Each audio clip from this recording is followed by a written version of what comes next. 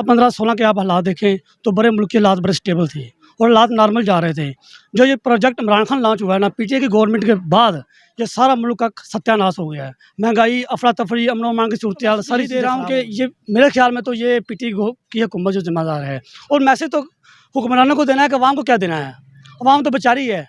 हुक्मरान जो हमारे ऊपर आते हैं इनको चाहिए कि ये अवाम के लिए आसानी पैदा करे, इनके लिए सर बात तो ये है कि ये निगरान हुकूमत है, इसमें आप कोई भी जो है ना वो एक्शन नहीं ले सकता, लेकिन इनको गाइड ये कर सकता है कि जो भी है मुल्क के लिए बेहतरी करें, गरीब आवाम के लिए बेहतरी करें। आने वाला वक्त जो है वो मज़ीद जो है ना महंगाई की तरफ ज़्यादा जा रहा है, तो इस पे थोड़ा सा ख्याल करें। गरीब जो आवाम है बिल्कुल मर रही है, सरासर इनके साथ ज़्यादती हो रही है। और जो पहले जो वक्त गुजर चुका है उसमें अगर आप देखें जो मुस्लिम लीग नून का है, तो वो कुछ जो दौर है वो काफ़ी ज़्यादा बेहतर रहा है, महंगाई की तरफ से भी काफ़ी कंट्रोल था। और उसके बाद जो है हमने जो सबसे ज़्यादा जो सूरत हाल देखी लॉकडाउन कोरोना में, जो है वो काफ़ी ज़्यादा जो है ना गरीब आवाम को जो है ना महंगाई का सामना करना पड़ा है। की हुकूमत जो रही है 3 साल, आप क्या समझते हैं मुल्की हालात जो ख़राब हुए हैं उनकी गलती की वजह से हुए हैं या उसके बाद जो नून लीग की हुकूमत आई उनकी वजह से? नहीं, जो अगर आप देखें ना कि बीमारी जो है वो तो हर इंसान के अंदर वैसे भी मौजूद है, हर इंसान के साथ है बीमारी। लेकिन जो है बातों से कहा जा रहा था कि कोरोना ऐसे हो गया, ये हो गया, वो हो गया, ये सरासर गलत हुआ है। गरीब आवाम के साथ सरासर किस पार्टी को वोट दिया? नहीं, मैं देखो शुरू से जो है ना हम पाकिस्तान मुस्लिम लीग नून के वोटर थे। वोट किसको दें? वो हम नून के हैं और इंशाल्लाह मुस्लिम लीग नून को ही वोट देंगे। शामिल। वालेकुम सलाम। भाईजान मुझे ये बताइएगा कि जो इलेक्शन हुआ था 2018 के अंदर वोट किसको दिया?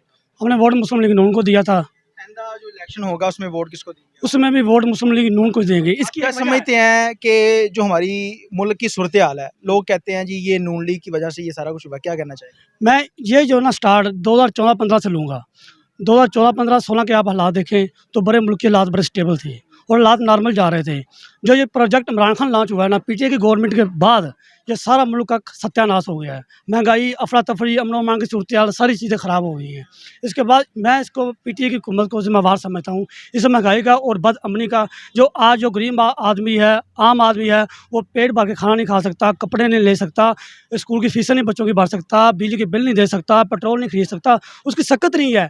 आप मुझे ये बताएं कि 30, 40, 50, 60 हज़ार रुपये कमाने वाला बंदा, इसका बजट मुझे बना के दिखा दे महीने का, नहीं बनेगा। मुश्किलात में है लोग, परेशानी में है। क्या आवाम को क्या मैसेज देना चाहेंगे? लोग तो कहते हैं कि इनकी मुल्क की सूरत हाल की जिम्मेदारी सारी पीडीएम जो बनी थी ये। अवाम को मैसेज तो यही दे रहा हूँ कि ये मेरे ख्याल में तो ये पीटीआई की हुकूमत जो जिम्मेदार है। और मैसेज तो हुक्मरानों को देना है कि अवाम को क्या देना है। अवाम तो बेचारी है। हुक्मरान जो हमारे ऊपर आते हैं इनको चाहिए कि ये अवाम के लिए आसानी पैदा करे, इनके लिए मुश्किलात से निकालें इनको। जी नरीन, अवाम की आपने बात सुनी। इस मुल्क के अंदर कोई भी हुक्मरान आता है, वो जो जिसकी हुकूमत होती है, अपोजिट जो पार्टी होती है वो दूसरों को तनकीद का निशाना बनाती है। फ़लाँ जगह पे भी ये गलत कर रहे हैं, फ़लाँ जगह पे भी ये गलत कर रहे हैं। लेकिन जब उनको मौका दिया जाता है तो फिर वही हालात होते हैं, बल्कि उससे ज़्यादा मज़ीद ख़राब हो जाते हैं। और फिर उस बंदे का ये कहना होता है कि जो हुकूमत गुजर के गई है ये सारा किया कराया उस पार्टी का। हमारा इतना इनके पास पैसा है, ये चाहे तो इस मुल्क का कर्जा उतार सकते हैं, लेकिन ये कर्जा नहीं उतारते। एक एमपीए या एमएनए एक इलेक्शन के ऊपर 5 करोड़ रुपए या 10 करोड़ रुपए वो खर्चा करता है।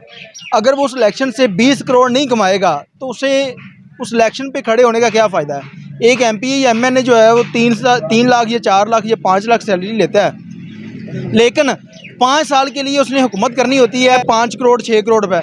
ये लोग हमारे ऊपर, हमारे पैसे के ऊपर आके बिजनेस करते हैं। हुकूमत आती है, वो आके अवाम को लॉलीपॉप देती है कि ये हुकूमत गलत कर रही है, हमें मौका दिया जाए, हम इस मुल्क को जो ज़मीन से ज़मान पे ले जाएंगे। खान साहब आए, उन्होंने कहा जी मुझे मौका दिया जाए, मैं पेट्रोल की कीमतों में बाहर से लोग नौकरियां करने आएंगे, 1 करोड़ रुपए 1 करोड़ नौकरी दूंगा, घर बना के दूंगा।